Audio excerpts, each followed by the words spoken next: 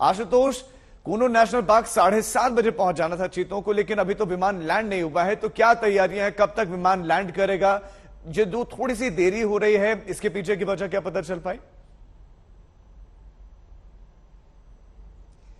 इंतजार लगभग खत्म हो चुका है। दरअसल नामीबिया से जब विमान उड़ा था वहीं पर 1 घंटे की देरी हो चुकी थी और लगभग 7:45 ये शेड्यूल था उसको ग्वालियर पहुंचना है। हालांकि फ्लाइट का जो ओरिजिनल पाथ हम फ्लाइट रडार पे ट्रैक कर रहे थे उसमें दिखा रहा है कि जयपुर जाना है, लेकिन वास्तविक स्थिति में बाद में इसे बदल दिया गया 7:46। यानी अगर मैं घड़ी देखूं तो अब से मान के चलिए कि सिर्फ 11 मिनट और 11 मिनट में वो बड़ा सा जंबो जेट ठीक मेरे पीछे ग्वालियर इंटरनेशनल एयरपोर्ट पर यहीं पर टचडाउन करेगा और इस समय वो 25,000 फीट की ऊंचाई पर फ्लोट कर रहा है। यानी 11 मिनट की अगर दूरी है तो उसे ये यात्रा लगभग इतने में पूरी कर लेनी चाहिए। यहां से होते ही 12 से 13 मिनट का समय लगेगा। अंदर स्टाफ मौजूद है, चूंकि ये अंतरराष्ट्रीय विमान है इसीलिए इसमें इमिग्रेशन प्रोसेस होना है, कस्टम का प्रोसेस होना है। अगर उनके पास सैटेलाइट कॉलर बोन लगे हैं वो भी कस्टम से होकर गुजरेगा। आप विदेश से कोई भी सामान लेकर के आते हो, कोई भी सरकारी अफसर लेकर आए, कस्टम प्रक्रिया से होकर गुजरना पड़ता है। साथ ही बहुत सारे विदेशी मेहमान भी हैं इसमें, डॉक्टर लॉरेल भी हैं और दूसरे जो तमाम हमारे भारतीय अधिकारी भी हैं, उनको भी इमिग्रेशन की प्रक्रिया से गुजरना है। तो ग्वालियर अंतरराष्ट्रीय एयरपोर्ट पर उसकी व्यवस्था भी की गई है।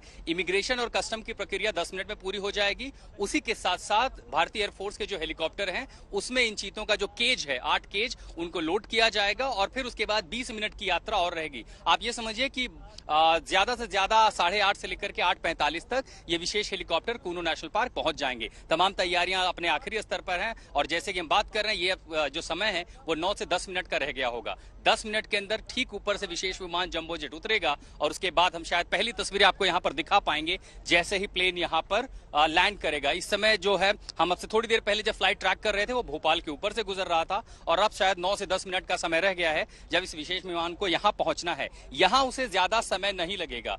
जो जरूरी है इमिग्रेशन कस्टम प्रोसेस वो 10 मिनट मान लीजिए और लोडिंग अनलोडिंग प्लेन से उतार करके हेलीकॉप्टर में जो प्रक्रिया है उसके लिए भी स्टाफ अंदर पहले ही तैनात कर दिए गए हैं। क्या स्वास्थ्य जांच होगी एयरपोर्ट पर ही?